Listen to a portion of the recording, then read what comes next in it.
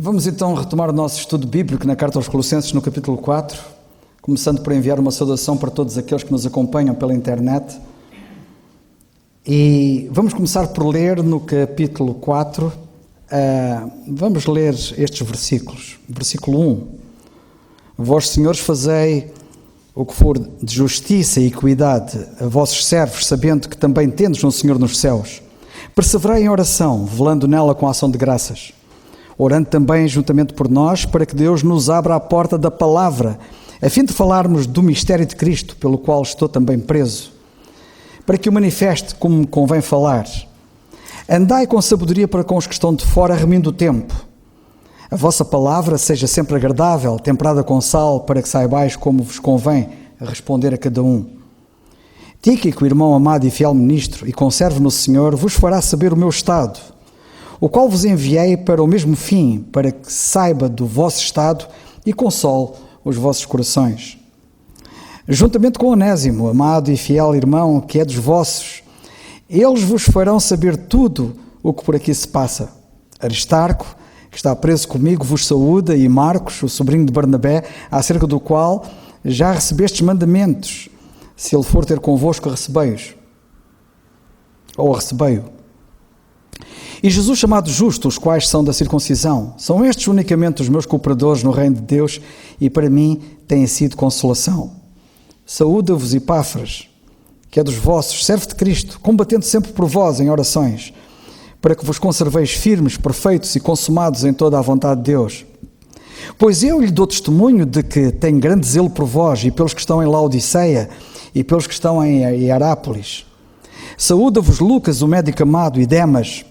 Saudai os irmãos que estão em Laodiceia e a Ninfa e a igreja que está em sua casa. E quando esta epístola tiver sido entregue, tiver sido lida, melhor direi, entre vós, fazei que também o seja na igreja dos Laodicenses. E a que veio de Laodiceia, lede a vós também. E dizei a Arquipo, atenta para o ministério que recebeste no Senhor, para que o cumpras. Saudação de minha mão, de Paulo, lembrai-vos das minhas prisões, a graça seja convosco. Amém. E muito bem, nós vamos passar ao nosso irmão Alberto, que a partir de São Paulo tem sempre o seu contributo para o estudo bíblico, e ele grava sempre o seu contributo. Vamos ouvir. Graças a Deus por mais esta oportunidade que temos de estudar a palavra de Deus. É muito importante esse momento de orarmos, estarmos juntos. Mesmo à distância, podemos comungar. Colossenses 4, agora no verso 9. Juntamente com Onésimo, amado e fiel irmão, que é dos vossos, eles vos farão saber tudo o que por aqui se passa. Não olhar as circunstâncias, mas como aceitar as circunstâncias adversas da vida. Bom, para falar de Onésimo, precisamos antes comentar e falar um pouco sobre Filémon. Quem era essa pessoa? Uma pequena carta que está depois da segunda carta de Paulo a Timóteo, antes de Hebreus. Filémon era um homem da cidade de Colossos, ou da região, um nobre, um empresário, alguém que possuía terras e também escravos. Enquanto a palavra escravidão traz à nossa mente algo muito negativo, de exploração, principalmente nos últimos séculos. Século 17, 18, 19, vimos o tráfico mercantil de escravos para a América, e isso foi uma tragédia. Porém, na época do apóstolo Paulo, a escravidão, guardada as devidas proporções, não era tão ruim assim. Servia até de opção para a pessoa que estava passando por uma dificuldade econômica, poderia entrar na escravidão e assim arranjar a sua vida. Também podia evitar ir para uma guerra e morrer por lá. Porém, a escravidão era uma opção, sim, de vida, de trabalho. E mais ainda, aquele que empregava, aquele que o colocava como mão de obra na sua propriedade, também não era uma pessoa assim vil, ruim, de maus tratos, um opressor. O que nós podemos observar em todo este quadro, que em momento algum, Paulo, ele incita qualquer rebelião de um escravo, ou do sistema, da circunstância que está sendo vivida.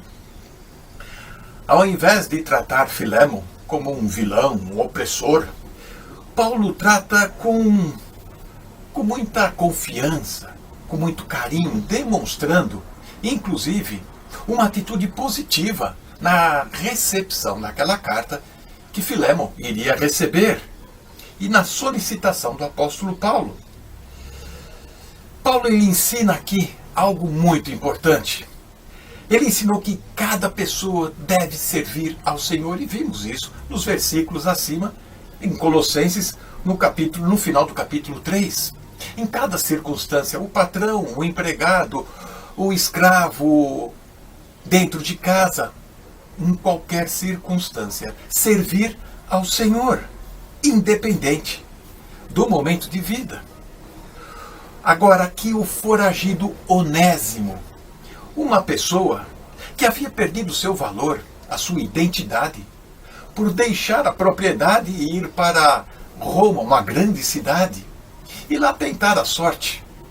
Mas por providência divina, ele encontra o apóstolo Paulo numa prisão e se converte ouvindo a mensagem da graça.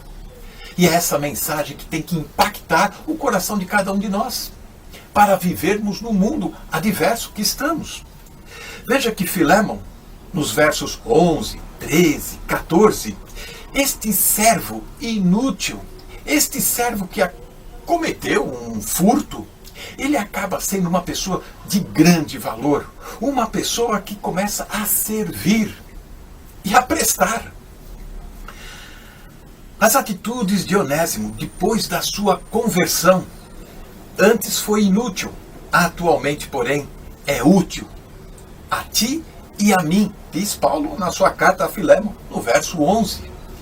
E quanto a você, e quanto a nós? Depois da conversão, será que nós somos úteis, de fato? Ou apenas servimos a nós mesmos? Jesus nunca pediu para os cristãos derrubarem algum sistema de governo, alguma convenção econômica, para acabar com as injustiças sociais. Ele sempre pediu para que vivêssemos no mundo, mas não compactuar com o pecado que está no mundo. O Evangelho traz uma mensagem radical, sim, até revolucionária, entre aspas. Mas a revolução que o mundo pede e clama aí fora, para derrubar governos, acabar com sistemas, mudar com o capitalismo, pois as injustiças sociais são cada vez maiores. Porém, essas convulsões sociais, elas estão preocupadas apenas em mudar circunstâncias externas.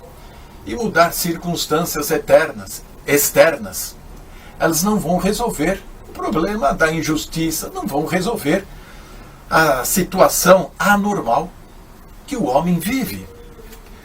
O foco está nas circunstâncias externas que as revoluções proclamam.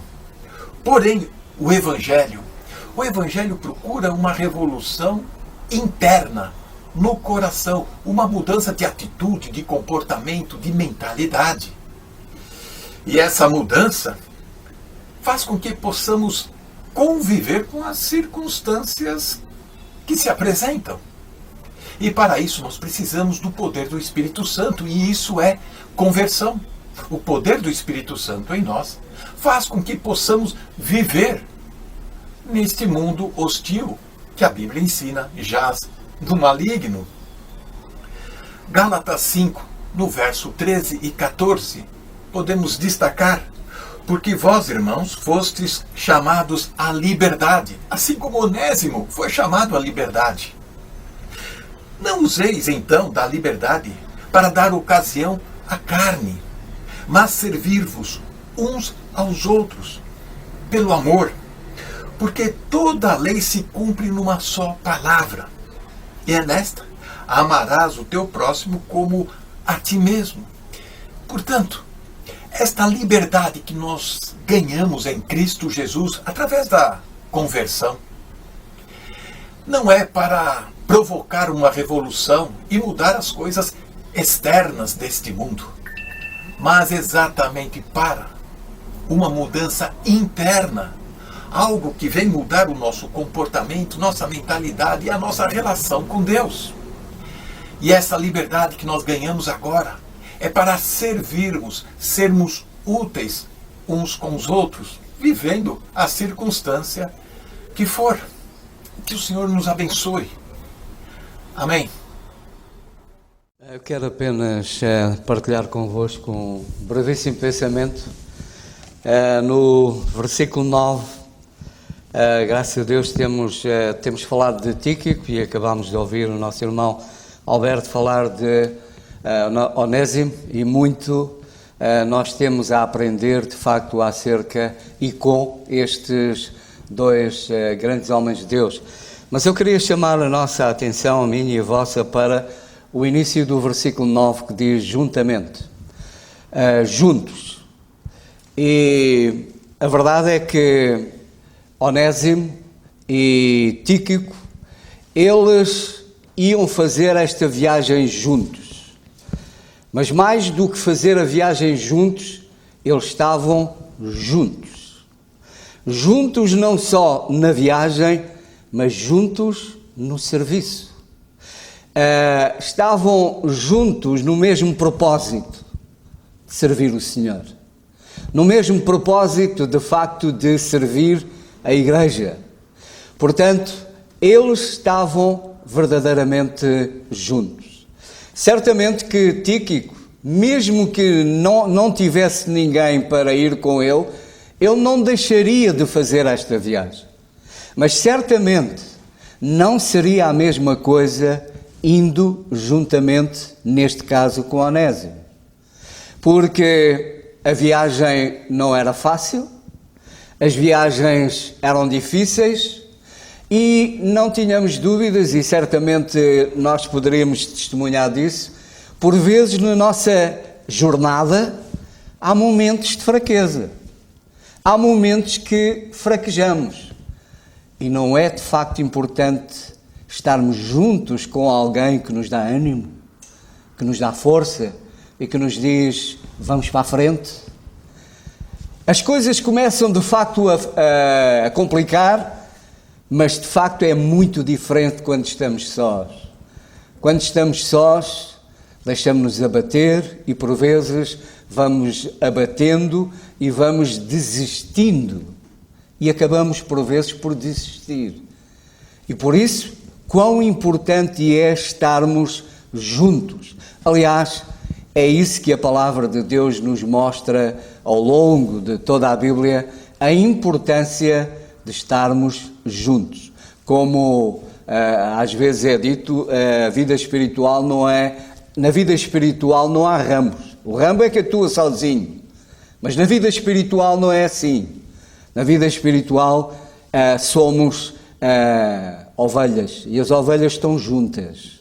Se repararem, as ovelhas, onde vai uma vão todas, estão juntas e por isso também se protegem. E é assim que é de facto o crente na igreja, a igreja em si, ela tem que estar junta, tem que estar unida e só assim de facto nós vencemos. Há um versículo que certamente todos nós conhecemos, em Amós capítulo 13 verso 3, que diz: andarão dois juntos se não estiverem de acordo. Esta viagem de Tíquico e de Onésimo, se eles não estivessem de acordo, a viagem não seria um problema, seria uma complicação.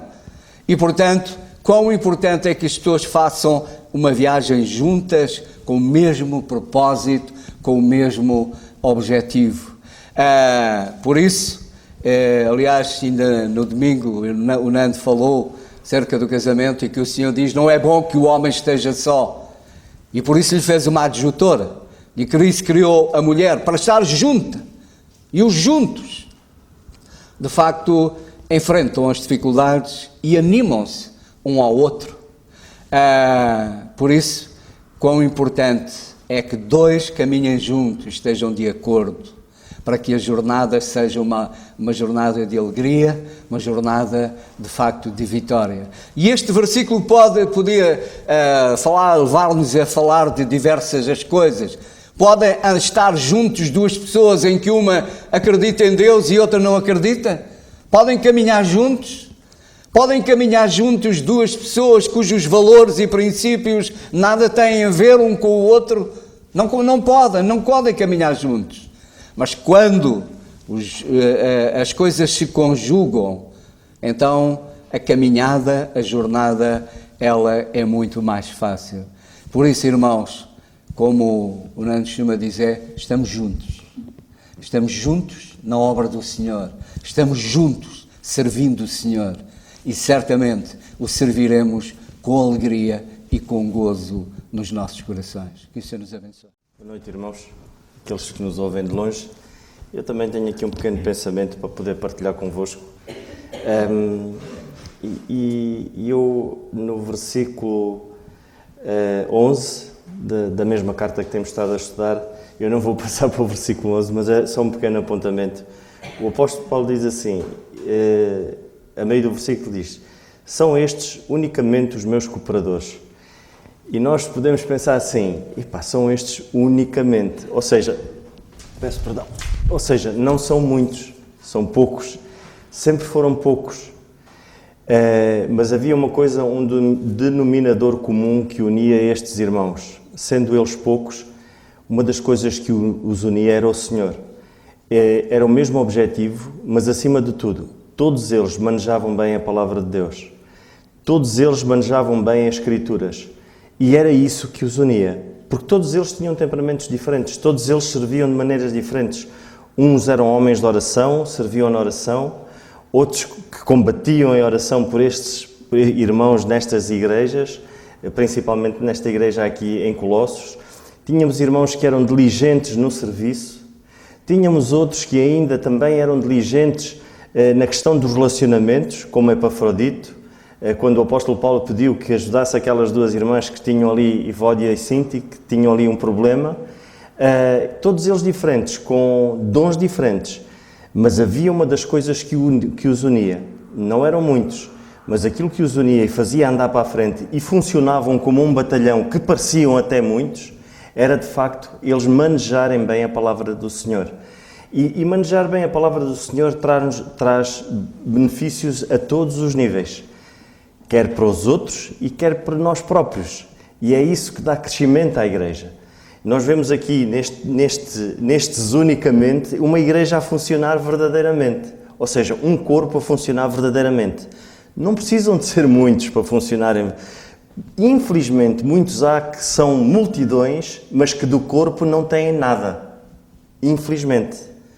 O verdadeiro corpo é aquele que cada membro funciona da maneira que o Senhor o dirige, da maneira como o Senhor se move. E damos graças a Deus, irmãos, porque é assim que o corpo tem que funcionar. E nós vemos o apóstolo Paulo ter o cuidado de ser incisivo e ele tocar em pontos que eram muito importantes, na questão de a fé, uma fé fortalecida, na questão do seu viver, na sua dependência com o Senhor. Quando a nossa dependência não é do Senhor, quando a nossa dependência é uns dos outros, ou quando a nossa dependência é simplesmente em nós querermos que multidões encham as instalações, o nosso foco está no sentido errado. E não era este o foco destes irmãos. O foco destes irmãos é que a palavra pudesse ser fortalecida nos corações individualmente de cada um. Era por isso que havia um esforço enorme para que a palavra chegasse àquelas almas. Era por isso que havia irmãos que sacrificavam a sua própria saúde. Lá está, estes unicamente, estes poucos, que sacrificavam eles próprios para que a palavra chegasse verdadeiramente como ela é. Que o Senhor nos ajude, irmãos, e que possamos de facto transmitir a palavra unicamente, verdadeiramente como ela é. Não fugindo a uma vírgula, não beliscando os princípios e os valores que o Senhor estabeleceu para a sua Igreja, Corpo de Cristo. Que o Senhor nos ajude, irmãos. Vamos então prosseguir, como eu estava a dizer, o estudo e dou graças a Deus pelos vários dons que nos trazem um valor acrescentado àquilo que nós estudamos na Palavra de Deus, e é assim que a Igreja é enriquecida, com os vários dons a funcionarem, e devemos orar sempre e dar graças a Deus pelos dons que Ele deu à Igreja. Eu gostaria agora de me deter sobre o princípio do versículo 9 que diz, juntamente com Onésimo. E queria particularmente destacar a palavra com. Se o nosso irmão José Carvalho destacou a palavra juntamente, e muito bem, eu gostava de agora destacar a palavra com. Que esta palavra com nos caracterize. Com outros crentes. Com os outros. Não sozinhos, não isoladamente, não egoisticamente, não independentemente, mas com. Sabem que a palavra com fala de adição. Basta vocês pegarem no dicionário e verem o que quer dizer a palavra com. Fala de adição. Fala de mais-valia. E a grande pergunta que nós devemos colocar é esta: será que eu sou uma mais-valia para os outros? Com Onésimo, uma mais-valia. Certo, e certamente que ele foi uma mais-valia para Onésimo. Era um crente que ainda era relativamente jovem na fé, embora estivesse a andar bem e com boas provas, como nós temos ouvido e bem, mas certamente que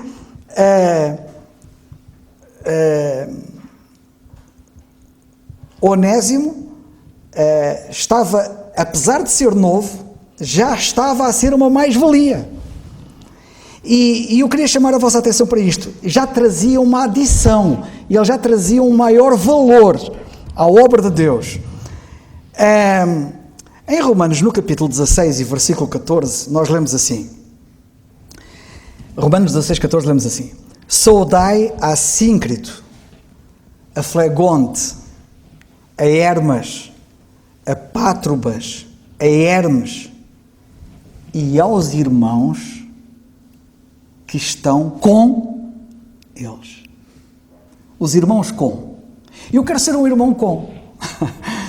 Eu quero que vocês sejam irmãos com. São irmãos que trazem mais-valia, que trazem um valor acrescentado.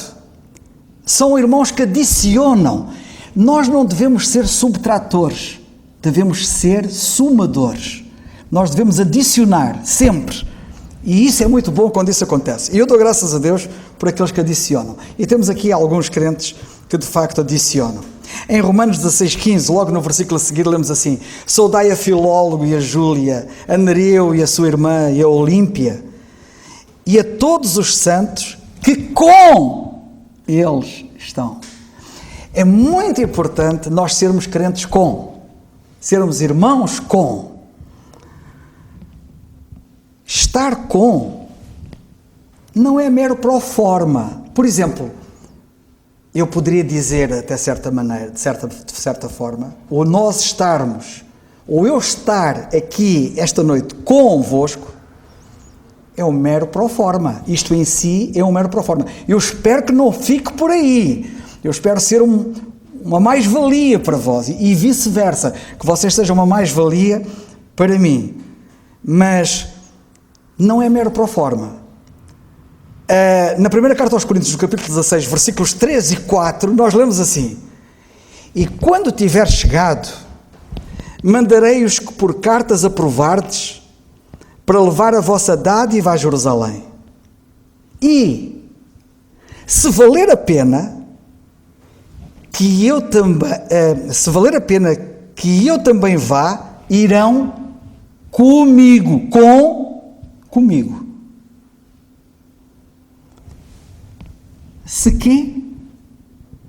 Se valer a pena.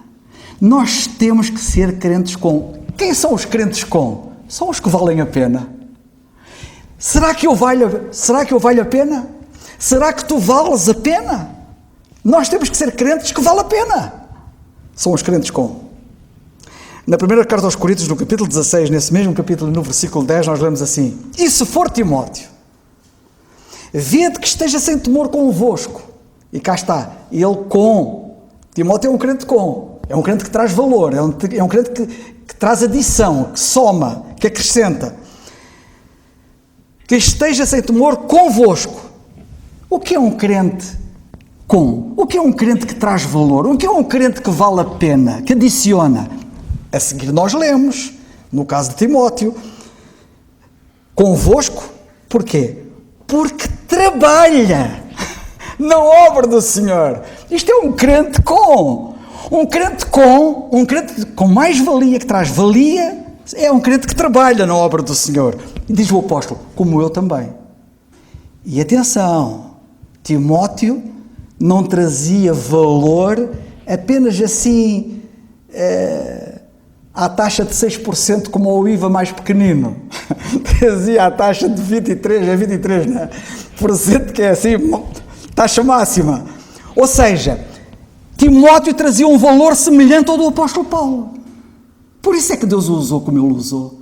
Oh, a minha oração é que Deus nos ajude a todos a sermos assim crentes de mais-valia. Mas infelizmente,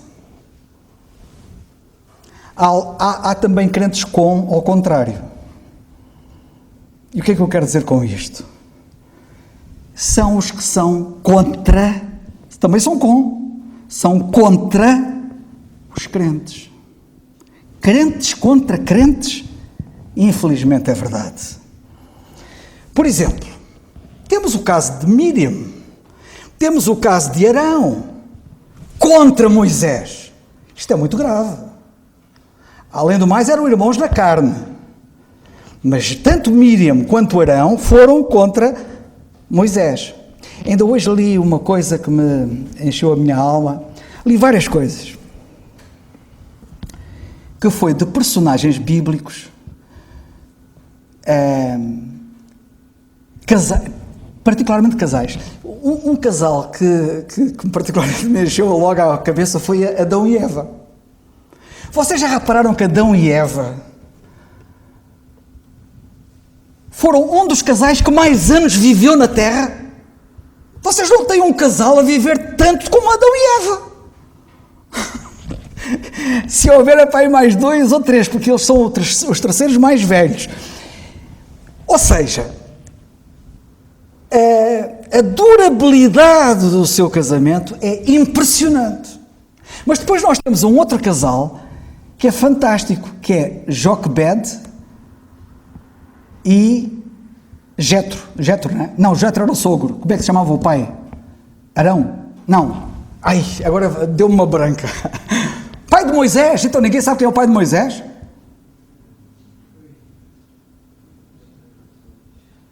Era Joquebed a mãe e o pai.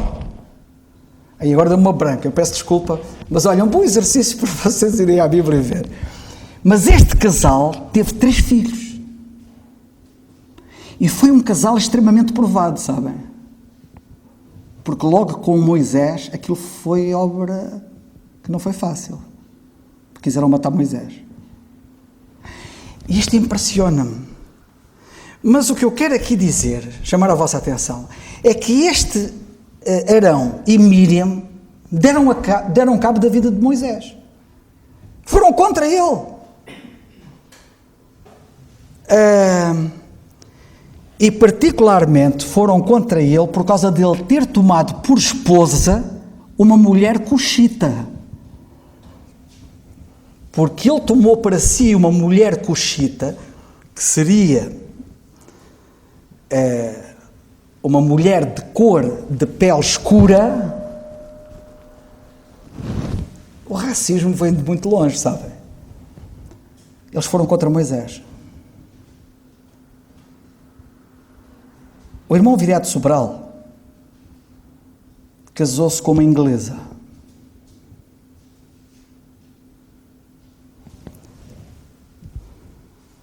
Vocês sabem o que é que... Eu não vou generalizar porque não posso nem devo. E porque não é justo. Mas sabem o que é que a igreja de onde ela veio fez? cortou com ela, por ela ter casado com um português. Isto é grave. Isto é racismo. Não é por acaso, infelizmente, porque tem havido na história vários exemplos, que os ingleses por vezes manifestam este espírito rássico. Mas atenção que eu salvaguardei, não generalizemos. Dou graças a Deus por irmãos ingleses que ao longo da história foram um exemplo. Mas o Arão e a Miriam falharam nisto. Arão.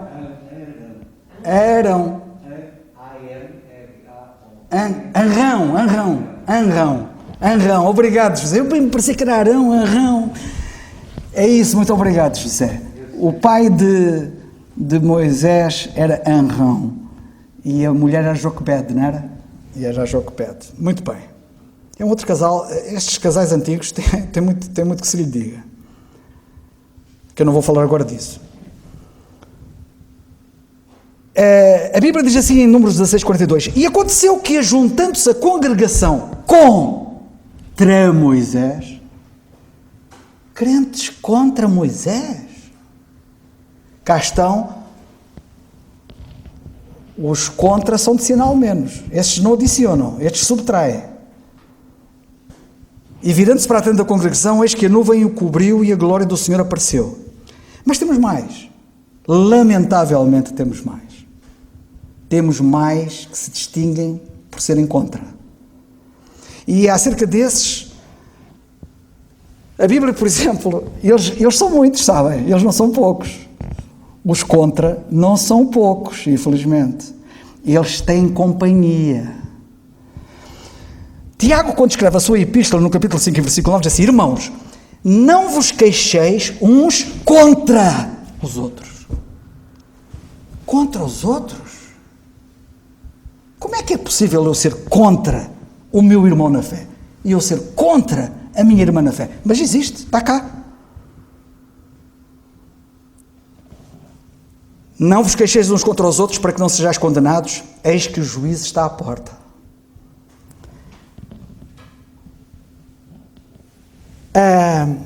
Curiosamente, no capítulo 3, versículo 13 da nossa epístola, já passamos por lá. Vamos lá rever outra vez. 3:13 diz assim: suportando-vos uns aos outros e perdoando-vos uns aos outros, se algum tiver queixa contra outro, assim como Cristo vos perdoou, assim fazei vós também. Temos aqui o antídoto. E que, se porventura acontece isso em alguém, que receba este antídoto, olhe para Cristo, veja o que Cristo fez. Como Ele nos perdoou, assim fazei vós também, perdoai. E depois tornai-vos em crentes com sinal mais. Crentes que adicionam valor.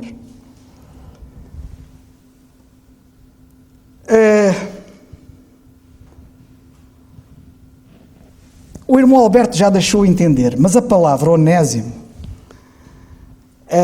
significa benefício, significa rentável, significa lucrativo. Nós temos que ser crentes assim, que trazemos benefício, que trazemos valor acrescentado, que trazemos lucro, que trazemos ganho. Nós temos que ser crentes que tragam um valor à igreja, que a igreja, por estarmos lá, é mais valorizada, porque trazemos valor, pela graça de Deus.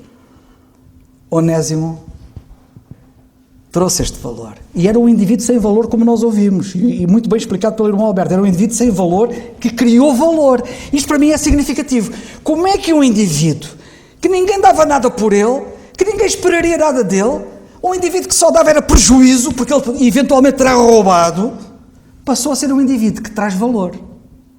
E vou terminar com uma história. Em 1880, fui ali atrás ao virar da esquina. Sabem quem é que existia em 1880? Muita gente, mas havia um indivíduo que foi fantástico. Dwight Moody, o grande pregador Moody, americano, que levou tantas almas a Cristo, em 1880.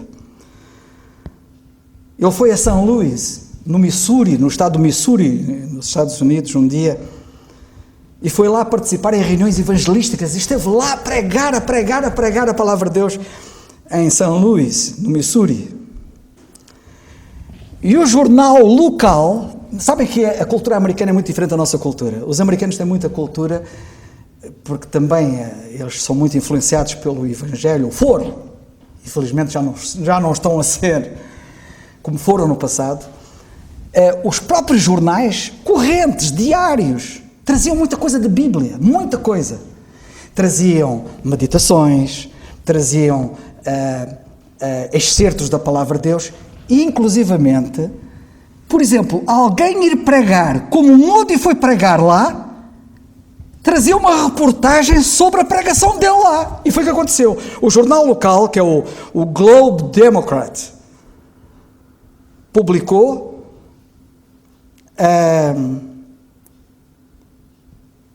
uma série de textos bíblicos usados por Moody na mensagem dele. E houve um indivíduo chamado Valentine Burke, que era ladrão. Um tal indivíduo assim como Onésimo era. E ele passou 20 anos preso na cadeia. Esse Burke. E ele estava nessa altura na cadeia, estava em St. Louis, onde Moody foi pregar. Mas estava na cadeia. E estava a aguardar julgamento. E tinha sido colocado, ele devia ser fresco, porque ele tinha sido colocado numa solitária. Mas houve alguém que uma certa manhã lhe atirou com o jornal local para dentro da solitária. E a primeira coisa que prendeu a atenção dele no jornal foi este título: Como o carcereiro de Filipos foi preso. Foi a mensagem que o Moody tinha dado lá em St. Louis. Como o carcereiro, notem bem, o carcereiro foi preso. Aquilo chamou a atenção dele, o carcereiro preso. Que eu que sou bandido esteja preso, ainda compreendo agora o carcereiro, o próprio carcereiro. E aquilo despertou-lhe a atenção. Ele olhou aquilo com um ar de troça, assim meio de desdém. Mas aquilo chamou-lhe de tal maneira a atenção que ele não resistiu e foi ler o que lá estava escrito.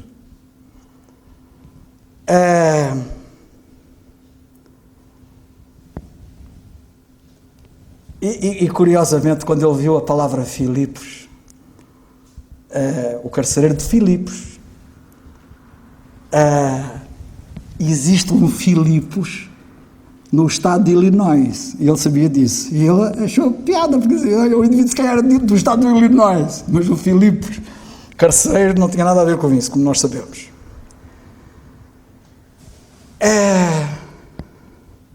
Ele leu a mensagem que eles publicaram do Moody, quando ele pregou aquela mensagem naquele dia. Bem, para resumir, que não tenho tempo para estar com detalhes, ele converteu-se. Este homem converteu-se.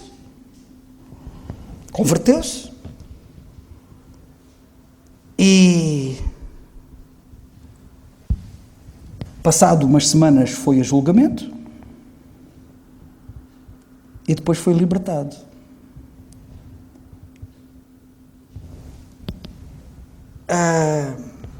Com o registro criminal manchado, ele passou tempos muito difíceis quando saiu da prisão. E não tinha hipótese ali onde ele estava. E então sabem para onde é que ele foi? Foi para o estado de Nova Iorque, à espera de encontrar lá um trabalho honesto, poder recomeçar a vida, e foi para lá, para o estado de Nova Iorque. E assim foi.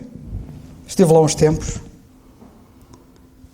mas como ele não conseguia safar-se lá em Nova Iorque, voltou outra vez à terra. E quando ele voltou à terra,